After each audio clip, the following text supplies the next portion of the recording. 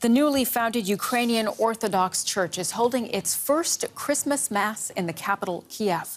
The service comes just hours after church leaders formally received a decree of independence at a ceremony in Istanbul, ending more than 3 centuries of Russian influence. Ukraine's President Petro Poroshenko had campaigned for the split, which has provoked anger in Moscow.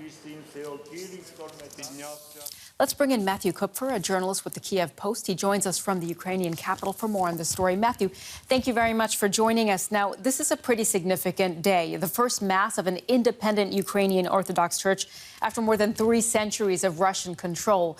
Tell us more about the lead up to this split.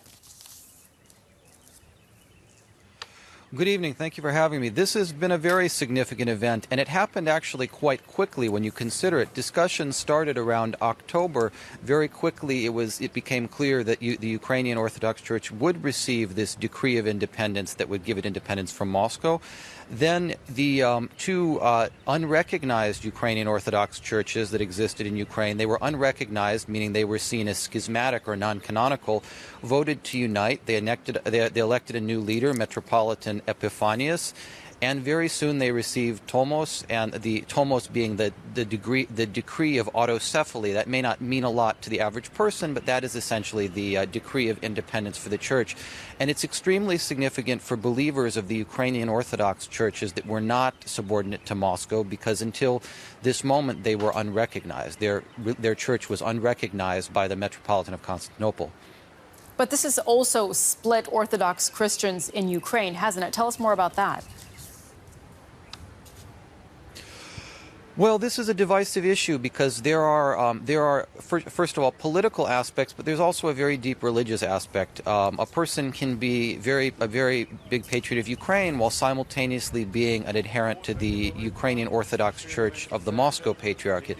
So this divides Orthodox Christians, granted, who were already in some ways divided, but it has received a lot of support both from those Ukrainian Orthodox Christians who were not subordinate to Moscow, whose churches were not subordinate to Moscow previously, and also from many Ukrainians who themselves are not particularly religious, but who are patriotic and view this as a step towards greater independence for Ukraine from Moscow.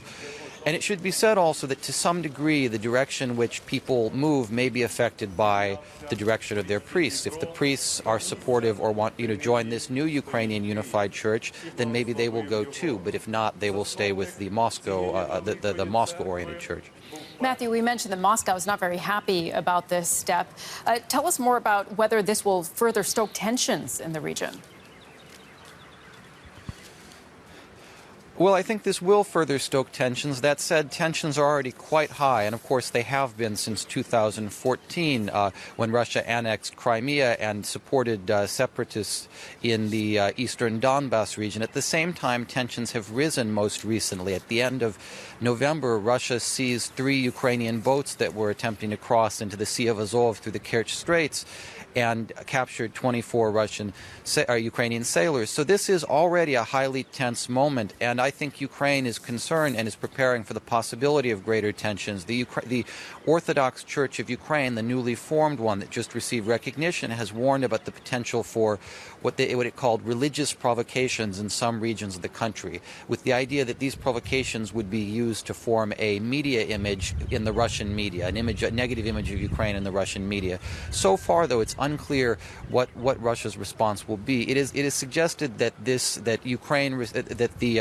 the Patriarch of Constantinople gave Ukraine, the Ukrainian Orthodox Church, independence in return for money. Poroshenko has said that's not true. There's been accusations this is entirely politicized, but so far these are just accusations.